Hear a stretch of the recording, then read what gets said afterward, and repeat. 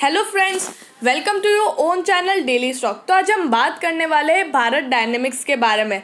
Bharat dynamics एक government की company है। इसकी पेरेंट कंपनी भी गवर्नमेंट ऑफ इंडिया और मिनिस्ट्री ऑफ डिफेंस है। तो आपको ये कंपनी में इन्वेस्ट करना चाहिए या नहीं करना चाहिए, या पूरा अवॉइड करना चाहिए। अगर आप वीडियो को एंड तक देखेंगे तो आपको पता चल जाएगा कि आपको क्या करना है। और अगर आपने हमारे चैनल को सब्सक्राइब नहीं किया हो तो आप हमारे चैनल को सब्सक्राइब ज़रूर कर दीजिएगा। अब हम कंपनी के बारे में बात करेंगे कि कंपनी किसमें एंगेज्ड है और क्या काम करती है। Bharat Dynamics is one of India's manufacturer of ammunitions and missile system. Ammunition मतलब बुलेट्स और शेल्स बनाना, और मिसाइल तो आपको पता ही है, मिसाइल्स बनाना। तो ये चीज़ें मतलब भारत इंडिया के लिए बहुत इम्पॉर्टेंट चीज़ है। और इंडिया ने कोई भी कंट्री के लिए, कंट्री की सेफ्टी के लिए ये सब चीज़ें इम्पॉर्टेंट है। भले ही अच्छी बात नहीं है, लेकिन इम्पॉर्टेंट है ये सब चीज़ें।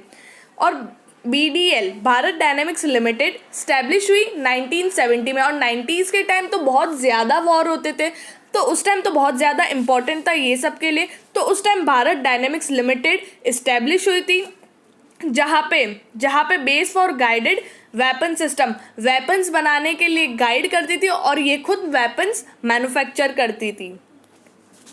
कंपनी डेटा देखेंगे अब। मार्केट कैपिटलाइजेशन इसका 5809.10 करोड़ का इसका मार्केट कैपिटलाइजेशन है। स्मॉल कैप कंपनी है। और इंडस्ट्री का पी है 14.40 और कंपनी का पी है 18.66। अगर आप इंडस्ट्री के पी से कंपेयर करते हो तो भारत डायनेमिक्स लिमिटेड का जो शेयर प्राइस है वो महंगा है हाल फिलहाल। बुक वैल्यू है इसकी 142.23 रुपीज़। अगर आप उसको 2.23 टाइम्स करते हो तो इसका करंट मार्केट का शेयर प्राइस आएगा। डिलीवरेबल्स है इसके 49.48%, मतलब लोगों ने इतनी डिलीवरी उठाई है आज इस शेयर की। और डिविडेंड परसेंटेज है 88%। फाइनेंशियल ट्रेंड तो बहुत ही ज़्यादा गंदा हो चुका है। गंदा नहीं, मतलब इट मीन्स कि बहुत ज़्यादा डिक्रीमेंट आ चुका है। हर साल सिर्फ डिक्रीमेंट देखने को मिल रहा है। जैसे कि 5.18 थाउजेंड करोड़ का इसका रेवेन्यू था इन 2017, विच डिक्रीज टू 4.76 थाउजेंड करोड़ की इसकी रेवेन्यू हो गई है। 2019 में और गिर के 3.20 थाउजेंड करोड़ का हो गया, और 2020 में थोड़ा सा बढ़ के 3.21 थाउजेंड करोड़ का हो गया। जहाँ पे आप इसका प्रॉफिट देखो, प्रॉफिट तो मतलब अलग ही है। रेवेन्यू हर साल डिक्रीज हो रहा है, लेकिन प्रॉफिट 2017 और 18 में स्टैग्नेंट, भले ही यहाँ पे डिक्रीज हुआ है लेकिन स्टैग्नेंट। 2019 में स्वाभाविक है इतना गिरा है, तो प्रॉफिट भी गिरा है 0.42%, मतलब 0.42 थाउजेंड करोड़। और उसके बाद आप रेवेन्यू देखो, रेवेन्यू थोड़ा सा इंक्रीज हुआ है, लेकिन प्रॉफिट में आप देखो इंक्रीमेंट कितना ज़्यादा दिखाई दे रहा है। तो कंपनी की मतलब सेल्स इतनी नहीं हो रही है, लेकिन प्रॉफिट कंपनी को अच्छा खासा हो रहा है।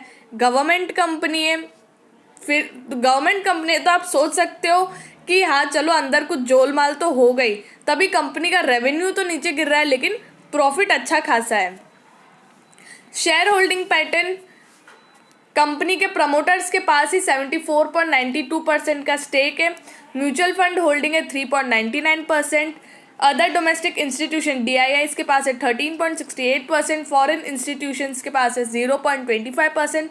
रिटेल एंड अदर्स जो छोटे मोटे इन्वेस्टर्स हैं उनके पास है 7.13%। तो शेयर होल्डिंग जो पैटर्न है वो तो अच्छी खासी है कंपनी की। पर प्रमोटर होल्डिंग अगर आप देखोगे तो 87.75% था जून 2020 तक। पिछले साल के जून से ये साल के जून तक 87.75% था। और सितंबर में कंपनी ने माल बेचा है 74.92%। हो सकता है उन्होंने प्रॉफिट बुक कर दिया हो, लेकिन शेयर होल्डिंग पैटर्न ऑलरेडी इनकी इतनी थी और अब इतनी है, कोई खास फर्क नहीं पड़ रहा है। भले ही कम हुआ है, लेकिन ऐसा नहीं है कि 50% से नीचे आ गई है, अभी भी अच्छी खासी है उनकी प्रमोटर होल्डिंग पैटर्न। सेल्स तो गिर रहा है। 2018 में 4587 करोड़ का इनका सेल्स था, वो डिक्रीज होके अभी हो गया 3095 करोड़ का इनका सेल्स हो गया है। अदर इनकम भी इनकी ठीक ठाक है, पर वो डिक्रीमेंट में वो भी 172 करोड़ का था और अब हो गया 115 करोड़। तो टोटल इनकम अगर आप देखोगे तो 4760 करोड़ से वो आके नीचे गिर के हो गया 3211 करोड़ पे आ गया। एक्सपेंडिचर देखोगे तो वो भी जितना उनका सेल्स हुआ है, मतलब उसके कंपेयर में करो तो यहाँ पे 3983 करोड़ का इनका एक्सपेंडिचर था और अब हो गया 2464 करोड़ का expenditure. Earning before interest and tax देखोगे तो वो है 777 करोड़ और यहाँ पे 747 करोड़। इट मीन्स कि टोटल इनकम तो उनका कम हुआ है, लेकिन एक्सपेंडिचर अगर आप उस साल से कंपेयर करते हो, मतलब इसके कंपेयर में एक्सपेंडिचर देखते हो, तो आपका earning before interest and tax इतना निकलता है। तो यहाँ पे उन्होंने एक्सपेंडिचर कम किया है 2018 के कंपैरिजन में। इंटरेस्ट इतना नहीं है कंपनी का, और टैक्स अगर आप टैक्स पे करती है तो टैक्स उनका इतना है, वो हर साल चेंज होता है। तो नेट प्रॉफिट अगर आप देखोगे तो 528 था, 528 करोड़ और अब हो गया है 534 करोड़ का इनका नेट प्रॉफिट हो गया है। ठीक ठाक है वो तो अगर 2018 से कंपेयर करो, लेकिन जो इनकी जो नेट प्रॉफिट बढ़ी है वो सेल्स से नहीं बढ़ी है। कंपनी की नेट प्रॉफिट सेल्स से बढ़नी चाहिए। इंपॉर्टेंट चीज़ क्या है, कंपनी का सेल्स बढ़ रहा है तो ही कंपनी लॉन्ग टर्म के लिए रहेगी। अगर वो कोई और चीज़ एक्सपेंडिचर कम करके या अदर इनकम से अगर कंपनी को नेट प्रॉफिट बढ़ रहा है तो वो ज़्यादा दिन या ज़्यादा साल तक कुछ काम का नहीं है। वो कंपनी का सेल्स बढ़ना चाहिए और यहाँ पे सेल्स में डिक्रीमेंट आया है, भले ही कंपनी का नेट प्रॉफिट पिछले 2 साल से इंक्रीमेंट में दिख रहा है। ईपीएस अर्निंग पर शेयर वो भी कंपनी का इंक्रीज ही हुआ है, 23.06 रुपीज़ से हो गया 29.18 रुपीज़। बुक वैल्यू कंपनी की इंक्रीज हुई है। चलो ये एक पॉजिटिव पॉइंट है कि कंपनी के एसेट्स इंक्रीज हो रहे हैं और कंपनी की लाइबिलिटीज डिक्रीज हो रही है। 123.77 हर साल इंक्रीज है 106.74 रुपीज़ से 123.77 रुपीज़ और अब हो गई है 142.23 रुपीज़। कंपनी डिविडेंड भी अच्छा खासा देती है, पहले 7.29 रुपीज़ और अब दे रही है 8.80 रुपीज़। चलो डिविडेंड देती है कंपनी है। ग्रॉस प्रॉफिट मार्जिन तो इंक्रीज होना ही है, नहीं ग्रॉस प्रॉफिट मार्जिन कंपनी का इंक्रीज हो रहा है, बड़ी शौक की बात है, क्योंकि कंपनी का जो सेल्स और इनकम है अदर इनकम वो तो कंपनी का डिक्रीज हुआ है। अगर आप कंपैरिजन करो तो 2018 में उनका ग्रॉस प्रॉफिट मार्जिन था 18.32% और अब उनका ग्रॉस प्रॉफिट मार्जिन है 27.25%। ऑपरेटिंग मार्जिन वो भी कंपनी का इंक्रीज हो रहा है, तो कंपनी के ऑपरेशंस जो है वो अच्छे खासे हेल्ड हो रहे हैं, उस वजह से कंपनी का ऑपरेटिंग मार्जिन इंक्रीज हो रहा है 16.93% से 24.13% पे आ गया। नेट प्रॉफिट तो कंपनी का इंक्रीज हुई है, वो आपने देखा है 11.51% से 13.76% और अब हो गया है 17.28% पे आ गया। रिटर्न ऑन इक्विटी, तो कंपनी की जो रिटर्न ऑन इक्विटी वो 2018 से कंपेयर करो तो बहुत गिरी हुई है। 26.99% था, वो गिर के हो गई 18.62% और अब हो गई 20.59%। तो टोटल इक्विटी पे जो प्रॉफिट होता है उस पे कंपनी को कितना रिटर्न मिल रहा है, तो वो चीज़ डिक्रीमेंट में आ रही है। ROC return on capital employed वो भी अगर आप देखो तो डिक्रीमेंट में आ रहा है, आरओसी डिक्रीज हो रहा है, जहाँ पे कंपनी आरओसी में टैक्स और इंटरेस्ट इंक्लूड नहीं होता है तो भी वो नीचे गिर रहा है 32.83% और अब हो गया 22.16%। रिटर्न ऑन एसेट्स वो चलो इंक्रीजिंग में, जो कंपनी के एसेट्स वो इंक्रीज हो रहे हैं, उस पर जो रिटर्न मिल रहा है वो इंक्रीज हो रहा है 8% से 9.40% पे गया, लेकिन कंपनी का आरओसी और रिटर्न ऑन इक्विटी डिक्रीज हो रहा है, तो ये एक नेगेटिव पॉइंट है कंपनी के लिए। तो जैसे कि आरओसी डिक्रीज हो रहा है तो कंपनी जो कैपिटल है, कंपनी का जो कैपिटल है उसमें कंपनी अच्छे से प्रॉफिट इंक्रीज नहीं कर पा रही है, उस वजह से आरओसी डिक्रीजिंग में जा रहा है, ये एक नेगेटिव पॉइंट है। और रिटर्न ऑन इक्विटी वो भी डिक्रीजिंग में जा रहा है, जो इक्विटी पे जो प्रॉफिट इंक्रीज करना होता है ना, जो शेयर होल्डर्स को रिटर्न देना होता है, वो डिक्रीजिंग में जा रहा है, तो शेयर होल्डर के लिए भी अच्छा नहीं है, क्योंकि जो रिटर्न है वो डिक्रीजिंग में जा रहा है। करंट रेशो इंक्रीज हो रहा है तो ये एक पॉजिटिव चीज़ है, और क्विक रेशो भी इंक्रीज हो रहा है, मतलब कंपनी का जो कैश फ्लो है और कंपनी अच्छे से कैश को मैनेज कर रही है, तो ये एक पॉजिटिव चीज़ है कि कंपनी का क्विक रेशो और करंट रेशो इंक्रीजिंग ट्रेंड में, और क्विक रेशो और करंट रेशो हमेशा इंक्रीजिंग ट्रेंड में ही होना चाहिए कोई भी कंपनी का।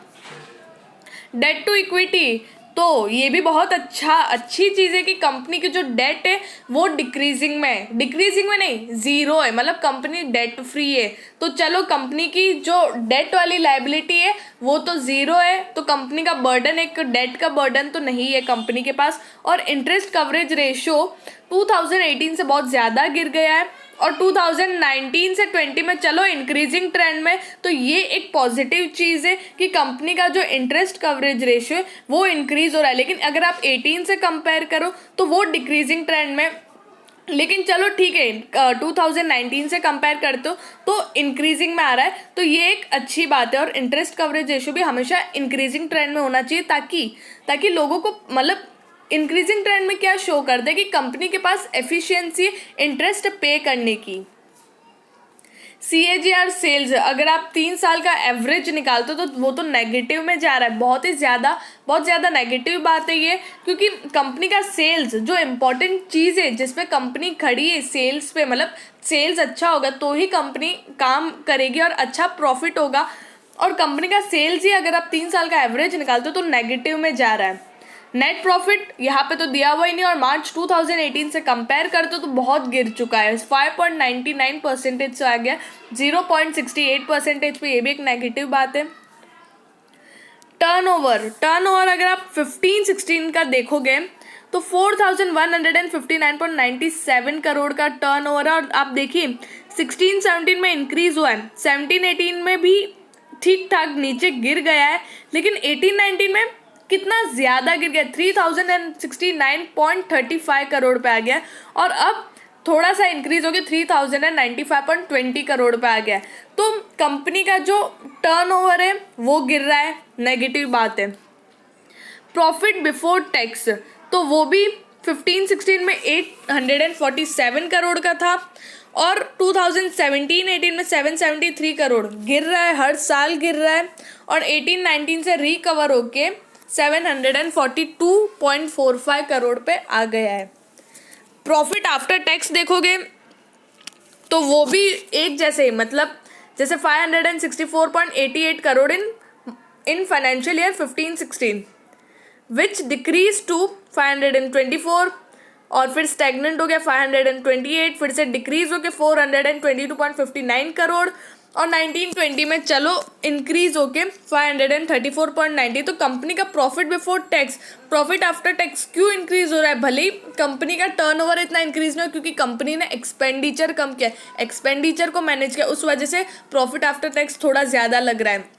अगर एक्सपेंडिचर भी ज़्यादा होता तो ये अभी नीचे गिरा हुआ ही होता। कंपनी का नेटवर्थ वो इंक्रीजिंग ट्रेंड में ही है, मतलब थोड़ा बीच में रह गया है, थोड़ा डिक्रीजिंग है, पर फिर से 2268.55 करोड़ इन 18-19, और विच इंक्रीज टू 2606.83 करोड़ पे आ गया। तो चलो कंपनी का जो नेटवर्थ है वो इंक्रीजिंग ट्रेंड में, ये एक अच्छी बात है। अब हम बात करेंगे कंपनी का market share price, current market share price क्या है। 316.70 रुपीज़ इसका करंट मार्केट शेयर प्राइस है, जहाँ पे 7.37% नीचे गिरा है, और 5 ईयर हाई अगर आप देखो तो 481.20 रुपीज़ इसका जो करंट मार्केट शेयर, करंट नहीं 5 ईयर हाई इसका इतना है। तो 5 ईयर हाई से तो आपको ये सस्ते में मिल रहा है, लेकिन अभी आपको लेना चाहिए या नहीं लेना चाहिए? तो दोस्तों अभी आपको इसमें निवेश नहीं करना चाहिए, अभी ये और गिरेगा। जैसे आज निफ्टी बैंक नीचे गिरा है, तो लगता है और करेक्शन आएगा या और नीचे गिरेगा। तो और ये शेयर कैसा है, कहीं भी जाने वाला नहीं, मतलब ये इनका जो प्रोडक्शन है वो कभी बंद नहीं होगा, हमेशा सेफर साइड के लिए प्रोडक्शन चलता रहेगा। पर जब सब जगह पीस आ जाएगा कि नहीं अब लोगों को ऐसे थक गए वो लड़ लड़ के, तो तब कैसा होगा ना, तब ये कंपनी का होगा कि चलो अब ये सब बनाने की कोई ज़रूरत नहीं, अब इसमें पैसा डालने की ज़रूरत नहीं है। लेकिन अभी हाल फिलहाल मतलब माहौल इस तरह का है कि कुछ भी हो सकता है, कभी भी कुछ भी हो सकता है। तो अभी तो ये कंपनी चलती रहेगी, इसका सेल्स चलता रहेगा, लेकिन फिर भी हमें अभी इसमें निवेश नहीं करना चाहिए, क्योंकि कंपनी के जो प्रॉफिट से कंपनी का सेल्स है वो डिक्रीजिंग में है। तो उस वजह से हमें इसमें अभी निवेश नहीं करना चाहिए, हमें थोड़ा वेट करना चाहिए, कुछ अच्छी न्यूज़ का वेट करना चाहिए, और ये मार्केट जो टूट रहा है ना अभी, उसका वेट करना चाहिए कि अगर ये थोड़ा सा लेवल पे आ जाए, या फिर अभी टूट रहा है और अभी आपको अच्छा पॉइंट दिख रहा है कि आप अभी इसमें निवेश कर सकते हो, तो आप ज़रूर निवेश करिएगा अपने और फाइनेंशियल एनालिस्ट से आप पूछ के आप इसमें घुसिएगा। लेकिन मेरे हिसाब से आपको अभी इस शेयर में नहीं घुसना चाहिए, अभी इसमें एंट्री नहीं लेनी चाहिए। और अगर आपको वीडियो अच्छी लगी तो please like and share and subscribe our channel.